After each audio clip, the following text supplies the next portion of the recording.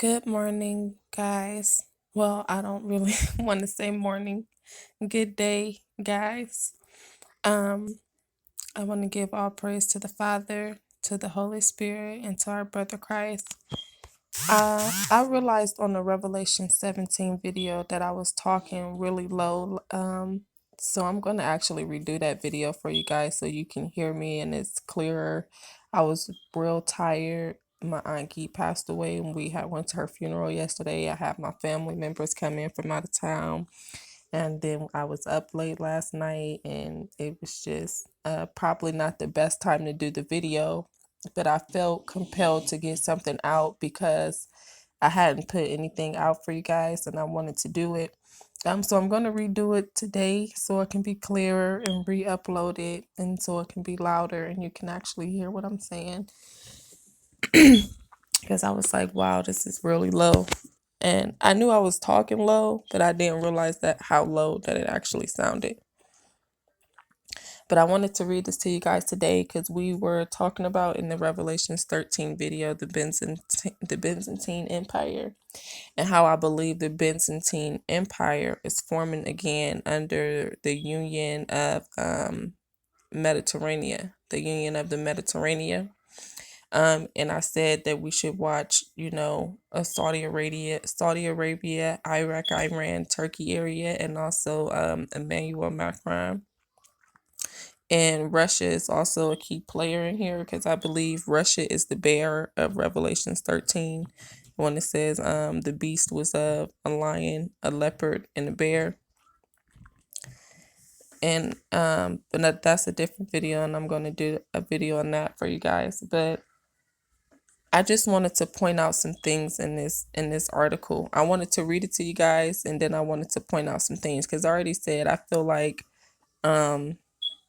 America and China, something's going to happen to where they're going to take us out the picture if we don't want to you know play the role, and if that's putting us against each other and making us destroy each other, whatever they have to do, or but I believe America is not going to go with the plan, and I believe that's why pestilence and etc. is going to come to us, and they don't want to trade to us, etc. But I just want to list. I want to read this to you guys. So it say the leaders of Turkey, Iran, and Russia have not agreed in principle to a summit on Syria to be held in Istanbul. Now listen to this. It says animosity toward U.S. uniting Turkey, Russia, Iran, and Syria. Uniting Turkey, Russia, Iran, and Syria. So they're uniting. This is the beast forming out of the water, guys, because this out of the sea, because the Isles and the Mediterranean is all by the seas. Okay. I'm going to do a video. We're going to do a video on the Byzantine Empire and how it came out of the sea. And and we're going to get into Daniel and the four horns, and then we're going to get some Zechariah on the four horns, etc. So but it say the leaders of Turkey, Iran, and Russia have agreed in principle to a summit on Syria to be held in Istanbul. Istanbul, I believe, used to be one of the major cities in the Byzantine Empire. In the Byzantine Empire, Israel was a part of the Byzantine Empire as well, and Israel is a part of the Union of Mediterranean as well. So this whole system is the beast system, okay? Even the Jewish over there in Israel, because they are not the real they don't come from Judah. The leaders of Turkey, Iran, and Russia have agreed in principle to a summit on Syria to be held in Istanbul. The decision follows recent phone calls by Turkish President Recep Tayyip Erdogan. And the funny thing about his name is this kind of like dragon. If you put the R right there and the A right there and the O right there, it say dragon. So it's like one of them I forget what it's called, where you can put the letters in a different place, but it still has an E. But that's just stood out to me, but that's not really what I wanted to point out to you guys. I'm just saying, watch out for him, and he's the president of Turkey. So It says to Russian President Vladimir Putin and Iranian President Hassan Rouhani. The date is yet to be determined. Foreign ministers from three countries will hold a preliminary meeting in Astana, Kazakhstan in March. Given the latest developments in Syria, which require increased military coordination and cooperation among the three countries, Ankara would clearly like the summit to take place sooner rather than later. Turkey's Operation Olive Branch. Operation Olive Branch. Come on, guys. They can't be no. I mean, how much? How much they can't get no more. This is not subliminal at all. Like they put it right in your face. An affront against the Syrian Kurdish People's Protection Unites, which Ankara considers a terrorist organization, and Russia joins operations with the Syrian Regiment forces and Iranian-backed fighters in Idlib have caused strains between Ankara and its informal allies in Moscow and Tehran. Attempts by the United States to consolidate its position, its territories held by the YPG in northern Syria, nevertheless remain the main motive for keeping the informal alliance alive. Tripartite Tripartite, I don't know, guys, a triple part alliance, I guess. Alliance alive, regardless of Turkey's suspicions about long-term Russian and Iranian intentions in Syria, and vice versa. The three do not want to allow potential strings among them to work to the United States' advantage, not only in Syria, but in the region as a whole.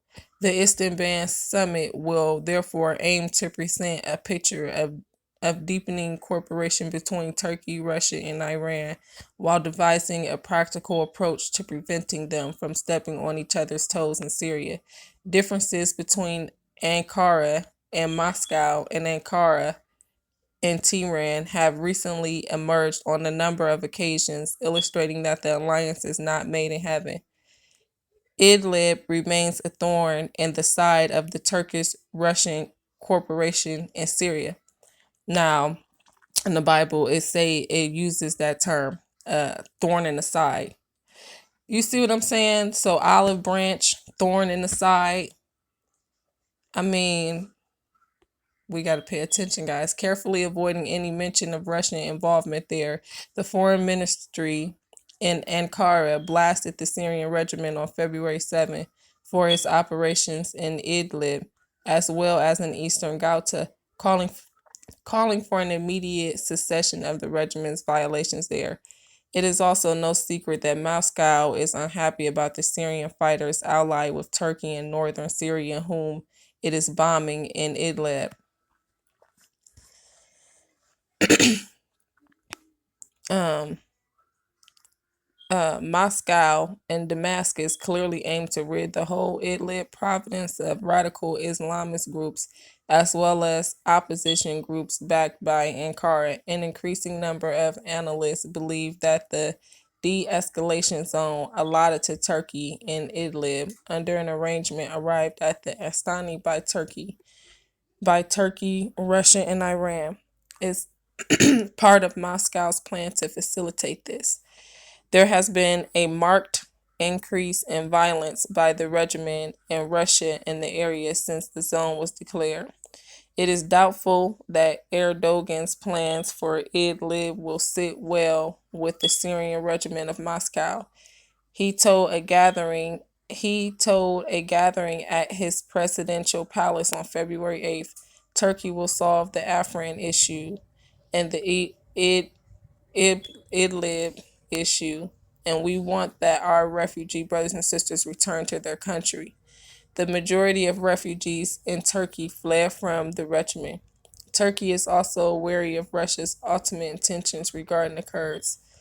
Moscow might have given the green light to Turkey's Afrin operation, but it has not endorsed it unequivocally. It is interested primarily it instead primarily blames the United States for pushing Turkey into what it sees as a development that complicates the situation in Syria. Karim has a Turkish academic who lectures at Moscow State University, says that Moscow has not abandoned its plans for providing the Kurds political administration and social rights in Syria. Moscow put such a proposal forward in a draft constitution for Syria that it produced at the first Estonia meeting of Turkey, Russia, and Iran in January 2017. Much to Ankara's consternation, has also believed that Russia had an ulterior motive in greenlight Turkey's move on Afrin. Writing for BBC Turkey, he argued that the difficulties the Turkish armies might face in Afrin and mounting casualties among Turkish soldiers could become an instrument for pushing Turkey closer to Moscow's visions regarding the Syrian Kurds. Reports that Damascus has been facilitating the transfer of YPG reinforcements to Afrin are being noted with concern in Ankara. Many contend that this could not happen without Russian backing. Meanwhile, Syrian President Bashar al Assad continues to voice his opposition to Turkey's Afrin operation. Damascus has warned that Turkish jets will be shot down, and it recently deployed air defense systems to Idlib and Aleppo. This move, which could not have taken place without Russian approval, was clearly a warning shot at Turkey. No other country is currently conducting air operations in the area. Russia also bolstered its air defense capabilities in the region after losing a jet fighter to the ground fire from opposition forces in Idlib. Turkish media reported that Syrian airspaces was closed to Turkish jets. While this was underway, the episode showed the kind of limitations Anarchist operation in northern Syria should face bearing close cooperation and coordination with Moscow. Turkish military planners of course uh that took note of the downing of Israeli jet by Syria on February 10th. Seda Ergan, a leading columnist for Harriet and a former representative for the paper in Washington, counts among those who see an ulterior motive in Russia's green light on Afrin. By facilitating the launch of the offensive, with which Russia knows the U.S. would be uneasy, Russia has caused Turkey and the U.S. to drift farther away from each other. Ergen wrote in his February 1st column, Ankara's ties with Tehran also hold potential problems, which, if not managed, could get out of hand. This became apparent after Rouhani's call on February 6th for Turkey to halt its military operations in Afrin. Rouhani, speaking to reporters in Tehran, added a military foreign intervention should be based on the authorization of the host country and its people, barely shrouded criticism of Turkey's uninvited military presence in Syria. Ankara was also angered when Iranian state TV claimed that Turkey was using chemical weapons in Afrin. The Turkish government controlled Anadolu agency called the report fake news. Rouhani's call elicited angry responses from within Erdogan's Justice and Development Party. Mehmet Metiner, a prominent AKP deputy, wrote in his column in the pro-government Star that Tehran must abandon its Syria policy for its own sake. Iran has to see that a foreign policy based on sectarian blindness and fanaticism will fanaticism will, at the end of the day, bring its own destruction, he wrote in response to Rouhani.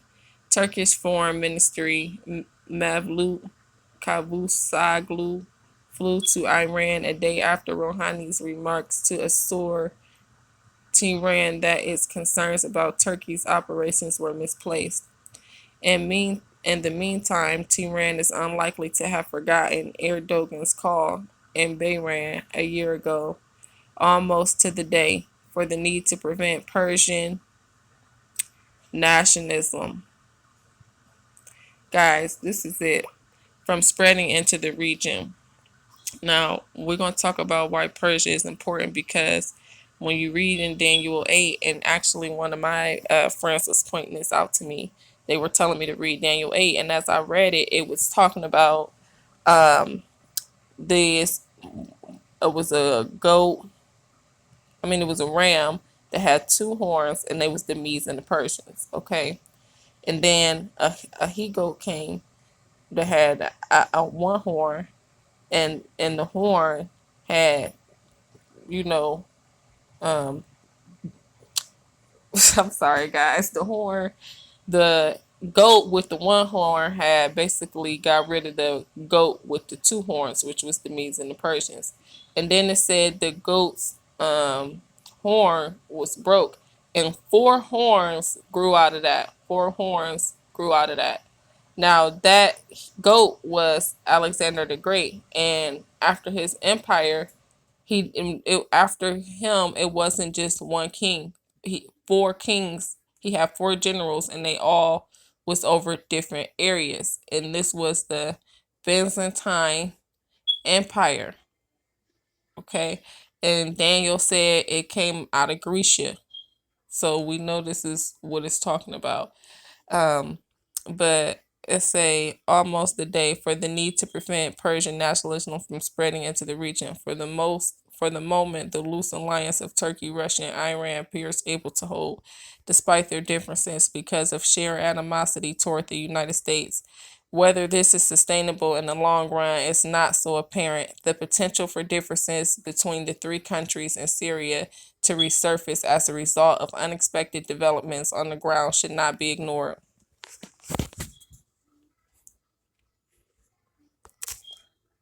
So yeah, the Operation Olive Branch.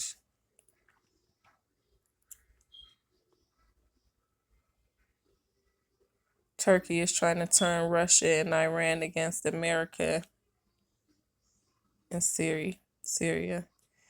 So guys, I told you the fourth force is here. It's coming.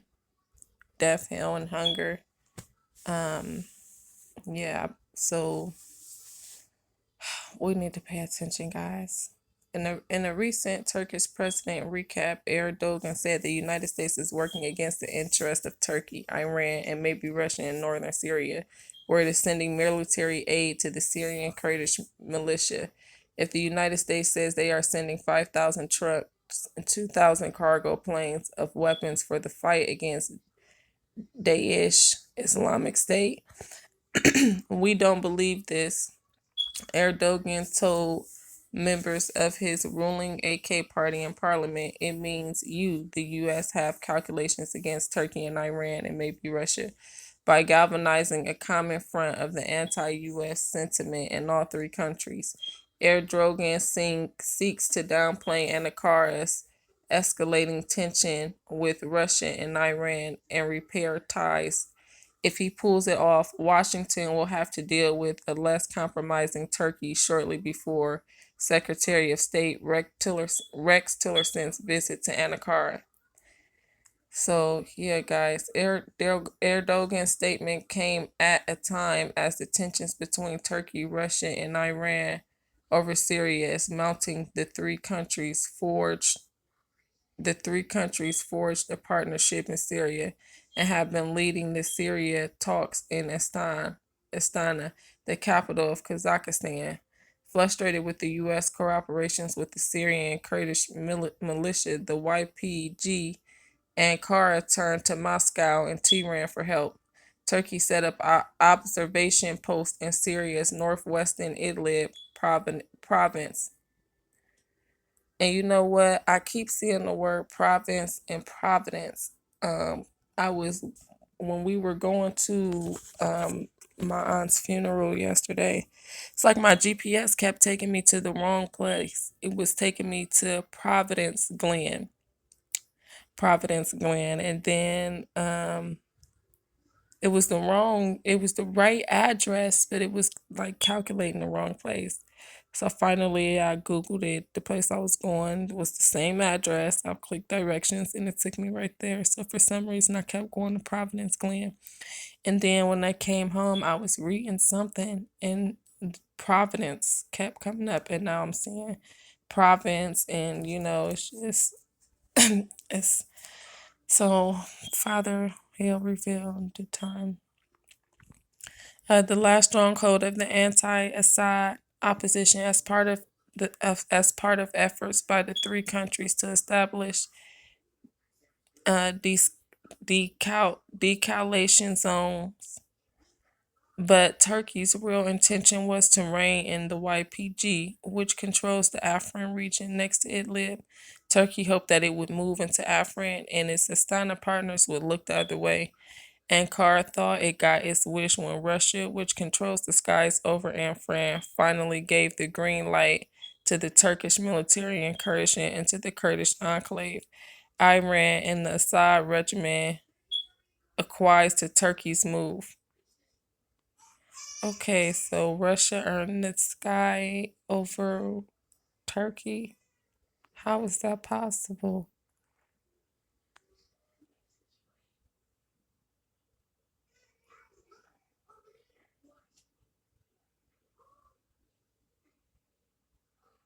When Russia, which controls the skies over Africa.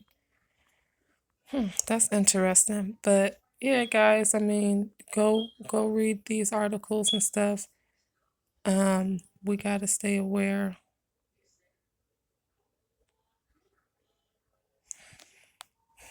Amen, guys.